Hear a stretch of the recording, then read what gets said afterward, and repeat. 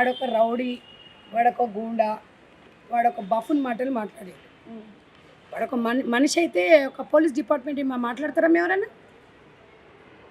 రాజకీయంగా విమర్శలు ప్రతి విమర్శలు ఉంటాయి, కానీ ఒక రాజ్యాంగం చేత ఎన్నుకోబడ్డ వ్యక్తులు ఐపీఎస్ ఆఫీసర్ సజ్జనార్ గారు ఇవాళ ఒక ఆడపడుచులకు అండగా ఉన్న వ్యక్తి.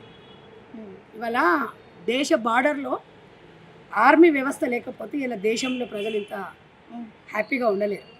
రాష్ట్రంలో పోలీస్ వ్యవస్థ లేకపోతే మనం ఇంత హ్యాపీగా ఉండలేము. కులాలకు, మతాలకు, రాజకీయాలకు అతీతంగా పనిచేస్తున్న డిపార్ట్మెంట్ పోలీసు వ్యవస్థ. ఫస్ట్ మనకు ఆపద వచ్చిందంటే ఎవరికి ఫోన్ చేస్తాం? 100 నెంబర్కి చేస్తాం. అవునా కదా?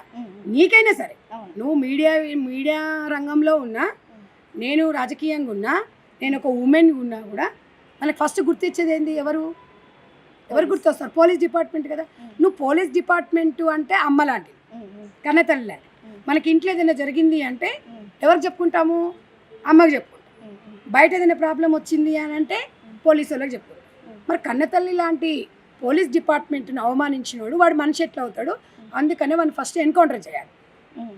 ఎందుకు అంటే ఇదే బీఆర్ఎస్ పార్టీలో ఇప్పుడు కాంగ్రెస్ పార్టీకి తొత్తుగా వలుకుతున్నాడు, కాంగ్రెస్ పార్టీకి గవర్నమెంట్ ఉంది కాబట్టి ఏజెంట్గా పనిచేస్తున్నాడు అని ఏదో విమర్శలు చేస్తున్నారు కదా. ఇప్పుడు అంటున్నారు కదా, ఇదే బీఆర్ఎస్ పార్టీలో అధికారం ఉన్నప్పుడు దిశ సంఘటన జరిగినప్పుడు, ఎన్కౌంటర్ జరిగినప్పుడు బీఆర్ఎస్ పార్టీనే జరిగింది. మరి అప్పుడు హీరో అయ్యిండు, ఇప్పుడు జీరో ఎట్లా అయ్యిండు?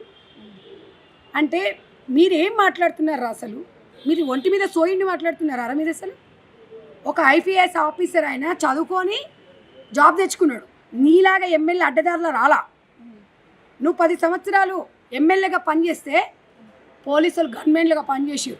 మరి ఇప్పుడు కూడా నువ్వు ఉండొచ్చు, ఎవడో ఒకటి నెంబడి పెట్టుకుంటావు. ఇవాళ పోలీసు మీ కుటుంబాన్ని రక్షిస్తుంది. రాష్ట్రంలో పోలీస్ డిపార్ట్మెంటు సెలవులు ఉండవాళ్ళకు, ఏదైనా సెలవుల నిమిత్తం పోయినా కూడా దేశ భద్రత కోసం, రాష్ట్ర భద్రత కోసం ఇమ్మీడియట్గా సెలవులు రద్దు చేసేది ఒక పోలీస్ డిపార్ట్మెంట్కి. వాళ్ళ కుటుంబాలు త్యాగం చేస్తేనే ఇవాళ మనం హ్యాపీగా ఉండగలుగుతాం. వాళ్ళని అవమానించినామంటే, కన్నతల్లిని అవమానించిన తర్వాత మనం ఉంటే ఎంత, మనం పోతే ఎంత అని అడుగుతున్నాను నేను.